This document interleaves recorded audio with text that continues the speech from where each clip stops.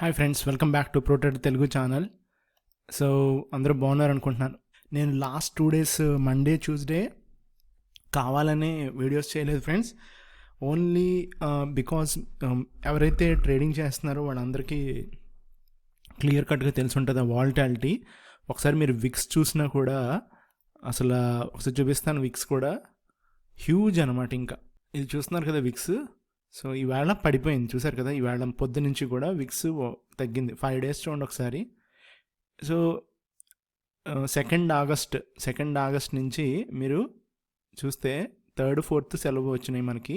5th August ఇంకా peaks కదా, again తర్వాత 6th చూసారు కదా. సో ఇవాళ స్లో డౌన్ అయింది. ఇవాళ కొంచెం జపాన్ వాళ్ళ ఇంట్రెస్ట్ రేట్లు చేంజ్ అని చెప్పి వాళ్ళు, అలాగే బంగ్లాదేశ్లో కూడా కొంచెం ఆర్మీ సెటిల్మెంట్లు చేసుకోవడం, అలాగే యుఎస్ జాబ్ కట్స్ ఏదైతే ఉన్నాయో అవి చేంజెస్ రావడం, at the same time fed కూడా సెప్టెంబర్లో ఇంట్రెస్ట్ రేట్ తీసుకొస్తామని చెప్పడం, స్లోగా ఇదంతా కూడా మార్కెట్ అబ్జర్వ్ చేసుకుని మనకి ఫైనల్గా నిఫ్టీ, బ్యాంక్ నిఫ్టీ అనేవి బౌన్స్ అయితే రావడం జరిగినాయి ఫ్రెండ్స్. ఓకే, సో ఇప్పుడున్న ఈ వాలటాలిటీకి అసలు యాక్చువల్గా 17 lakh crores వెళ్ళిపోయినాయి అని చెప్పి మనకి న్యూస్ ఉంది. Okay, so it's an official news యాక్చువల్గా. అది కూడా అంటే మనకి మన మెయిన్ ఫ్రంట్ లైన్ మీడియా ఏదైతే ఉందో వాళ్ళ నుంచి వచ్చిందనమాట.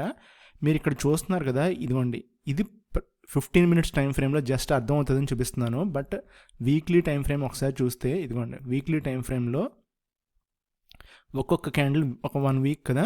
సో ఇది చూసారు కదా, డైలీ చూద్దాం. ఇదిగోండి ప్రస్తుతం పరిస్థితి ఎలా ఉంది. ఓకే, సో ఇక్కడ ఎలా పడింది, ఇక్కడ ఎలా ఉందనేది ఒకసారి చూద్దాము. అండ్ నేను బేసిక్గా ఇదిగోండి ఇది ఉంది చూసారా, ఈ పోర్షన్. యాక్చువల్గా ఇదంతా నేను మీకు లాస్ట్ 1 week కూడా చెప్పడం జరిగింది. మనకి ఒక డ్రాప్ వస్తే ఫ్రెండ్స్, అది చాలా సివియర్ డ్రాప్ కూడా వెయిటింగ్ అనమాట. ఇప్పుడు ఇంకొకటి ఏంటో తెలుసా, ఇప్పుడున్న సిచ్యువేషన్కి ఇంకా అన్ని వాల్యుయేషన్స్ కూడా పీక్లో ఉన్నాయి. మనకి ఇలాంటి డ్రాప్ ఒకటి వస్తే బెటరే. ఓకే, సో మీరు చూస్తున్నారు కదా 22,500కి కరెక్ట్గా 10% మాట. సో ఎవరన్నా ప్రాపర్గా ఆలోచించే వాళ్ళు ఎవరన్నా ఉంటే, లాంగ్ టర్మ్ ఇన్వెస్టర్స్, వాళ్ళు ఈ ఏరియాకి వెయిట్ చేయడం అనేది చాలా బెటర్. ఓకే, కానీ ఇప్పుడున్న సిచ్యువేషన్కి వీడు మళ్ళీ ఇంకొకసారి రీటెస్ట్ చేసినా చేస్తాడు. అంటే ఈ మంత్ ఎండ్కి ఒకసారి మళ్ళీ ఒక ఆల్ టైమ్ హై వెయ్యొచ్చు, అలాగే వెయ్యకపోవచ్చు. 2 ఆప్షన్స్ పెట్టుకోండి అందరూ కూడా. నేనైతే ఓపెన్గా డౌన్ సైడ్ ఎక్కువ ఇంట్రెస్ట్ చూపిస్తున్నాను friends. Any up side short చేసుకోవడం బెటర్ అనమాట. ఓకే, సో ఎందుకంటే ఇదిగోండి ఈ ఏరియా ఒకసారి మీకు చూపిస్తాను, దాన్ని బట్టి మీకు అర్థమవుతుంది. ఇదిగోండి ఈ ఏరియా చూశారు కదా, ఈ ఏరియాలోకి మనకి ఒకసారి మార్కెట్ వచ్చిన తర్వాత ఇదిగోండి ప్రైస్ మళ్ళీ ఇలా వెళ్ళి ఇదిగోండి ఇలా కరెక్ట్ అయింది చూసారు కదా. అట్ ద సేమ్ టైం ఇదే పోర్షన్లో మీరు కనుక గమనిస్తే, ఓకే, సో ఇప్పుడు మళ్ళీ మార్కెట్ ఒకవేళ బౌన్స్ అయినా కూడా ఆ గ్యాప్ ఫిల్స్ అనేవి అయిన తర్వాత మనకి ఆబ్వియస్గా ఒక టర్న్ అరౌండ్ రావాలి, అలాగే ఒక డ్రాప్ రావాలి. Okay, so I repeat again, 22,500 is the best level for long term investors. Okay, traders అయితే రోజు మంకీ జంపింగే కాబట్టి స్వింగ్స్ మనం 2 సైడ్లో కూడా చేసుకోవడానికి అవకాశం ఉంటుంది. ఓకే, అండ్ బ్యాంక్ నిఫ్టీ వచ్చేసరికి ఇవాళ ఒక్కసారి ఏమైందో తెలీదు. బ్యాంక్ నిఫ్టీ లాస్ట్లో ఒక 200 points అప్ సైడ్ అనేది మూవ్ అవ్వడం జరిగింది. యాక్చువల్ డ్రాగర్ ఎవరు అంటే మనకి 200% మన హెచ్డిఎఫ్సి బ్యాంక్ అనమాట. ఓకే, ఇది లాస్ట్ 15 minutes చూడండి మీరు ఒకసారి. 15 minutes అంటున్నానండి, లాస్ట్ 1 hour. సో లాస్ట్ 1 hourలో మనకి కొంచెం బౌన్స్ అనేది రావడం జరిగింది, లేకపోతే కిందే క్లోజ్ అవుతుంది అనమాట. ఓకే, అండ్ ఇది చూస్తున్నారు కదా, ఈ ప్యాటర్న్ బట్టి మీకు అర్థం అవ్వాల్సింది ఏంటంటే, ఇక్కడ ట్రెండ్ లైన్ మీరు కనుక ఇది ఎలా అని డ్రా చేసుకోండి. ఇది మీన్ పొజిషన్ అనమాట. ఓకే, నేను జస్ట్ ఆ పర్టికులర్ 200 period మూవింగ్ యావరేజ్ ఉంది కదా ఆరెంజ్ కలర్ది, దాని మీద ఇలా డ్రా చేస్తాను అంతే. ఇప్పుడు మీరు అర్థం చేసుకోవాల్సింది ఏంటంటే, మనందరం అర్థం చేసుకోవాల్సింది ఏంటంటే, ఈ పోర్షన్లో ఫ్రెండ్స్ ఇదిగోండి ఇలా ఉంది కదా, ఇది ఇలా వచ్చి మళ్ళీ ఇలా కాసేపు కన్సాలిడేషన్, మళ్ళీ ఇలా వచ్చాడు, ఇలా కన్సాలిడేషన్, మళ్ళీ ఇలాగా ఓకే, మళ్ళీ కన్సాలిడేషన్, మళ్ళీ పైకి, మళ్ళీ కన్సాలిడేషన్. సో ప్రజెంట్ నేను ఎందుకు డ్రా చేశాను, ఏ ట్రెండ్లో ఉన్నాడు, డౌన్ ట్రెండ్లో ఉన్నాడు. ఇది అప్ ట్రెండ్. అప్ ట్రెండ్లో ప్రైస్ కిందకు వచ్చినా మళ్ళీ పైకి వెళ్తూ ఉంటుంది. అంటే lower highs higher highs higher lows అనేది ఫామ్ అవుతూ ఉంటుంది. ఇప్పుడు ఇక్కడే అంటిది లోవర్ హైస్ లోవర్ లోస్, అవునా? సో ఇప్పుడు మీకు అర్థమై ఉంటుంది మార్కెట్ ప్రజెంట్ ఏ ట్రెండ్లో ఉందనేది. ఇది నేను చెప్పింది నిఫ్టీ బ్యాంక్. ఇది అల్టిమేట్గా మనకు బ్రేక్అవుట్ ఫిజిల్ అవుట్ అవ్వాలి అంటే, I mean up side breakout అవ్వాలి అంటే ఎనీ రీసెంట్ హైని కొట్టాలి. అంటే 51,600ని మనకి బ్రేక్ చేస్తే కానీ ఫ్రెండ్స్ ఇది మనకి సస్టైన్ అవ్వదు. ఓకే, సో ఇది సస్టైన్ అవ్వాలంటే అల్టిమేట్గా ఈ ఏరియాలో మనకి ఈ రెసిస్టెన్స్ ఏదైతే ఉందో దాన్ని బ్రేక్ చేసి అక్కడ కన్సాలిడేట్ అవ్వాల్సి ఉంటుంది 1-2 days.